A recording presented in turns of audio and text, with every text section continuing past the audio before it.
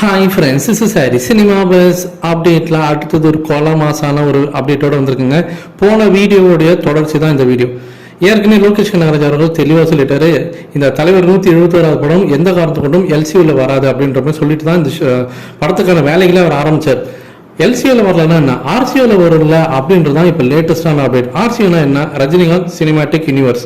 So இந்த படம் மூலியமாக ரஜினி சாருக்கான ஒரு சினிமாட்டிக் யூனிவர்ஸே உருவாக்கினாரா லோகேஷ் கனகராஜ் அவர்கள். அதற்கு தான் கிட்டத்தட்ட ஒரு 4 மாசமா ஒரு டைம் எடுத்துனாரு ப்ரீ ப்ரொடக்ஷன் ஒர்க்குக்கு. டிஏஜிங் டெக்னாலஜிலாம் உள்ள கொண்டு வராங்க, ஐமேக்ஸ் கேமராலாம் யூஸ் பண்றாங்க. ஸோ ரஜினி சார் இந்த படத்தில் வில்லன் கேரக்டர்லாம் நடிக்கிறாருன்றதெல்லாம் நம்ம போன வீடியோவில் பேசிட்டோம். தளபதி செகண்ட் பார்ட்டாக கூட இதில் இருக்கலாம் இந்த படம், ஏன்னா மம்முட்டி அவர்கள்லாம் உள்ள வராரு இந்த படத்தில் அப்படின்ற மாதிரிலாம் நியூஸ் அடிபட்டுனுக்கு. ரஜினி சார் வில்லன் ரோலில் பண்ணுறாருன்னா அப்போ ஹீரோ ஒருத்தர் வில்லன் ஒருத்தர் 2 பேர் பண்ணுறாங்களா? டிஏஜிங் டெக்னாலஜி வச்சு அவர் இளமையாக காட்ட போகிறான்னு சொல்கிறாங்க. தளபதி லுக்கு தான் இந்த படத்தில் இருக்க போகுதுன்னு சொல்கிறாங்க. ஆனால் இதெல்லாம் தாண்டி இந்த படம் 2 பாகங்களாக எடுக்க போகிறாங்கன்றதான் அடுத்த ஒரு சூப்பர்பான ஒரு அப்டேட் நமக்கு கிடைச்சிருக்கு. ஸோ இந்த பாட்டு பார்த்தினாக்கா 2 பார்ட்டாக பிரித்து எடுக்கிறது அட்ட ஸ்டேஜில் எடுத்துருவாங்க. ஆனால் ரிலீஸ் ஆகிறது 2 பாகங்களாக ரிலீஸ் ஆகும்.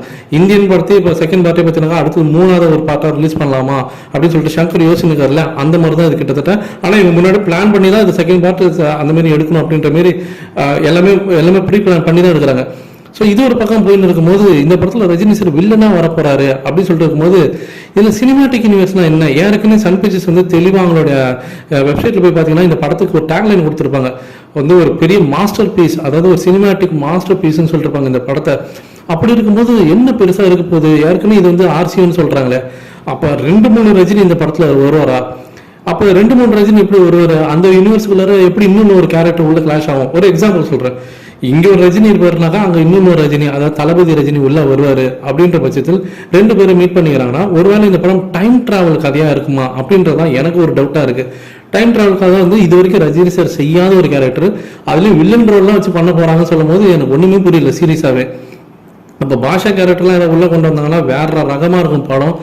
என்ன பண்ண போறாரு, என்ன விதமான கதையா இருக்க போகுதுன்றதே நம்மளால யூகிக்க முடியல.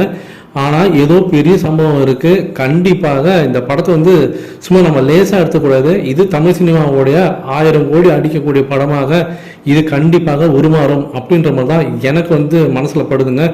இதை பத்தி உங்களுடைய கருத்துக்கள் என்ன அப்படின்றத மறக்காம கீழே சொல்லுங்க ஃப்ரெண்ட்ஸ்.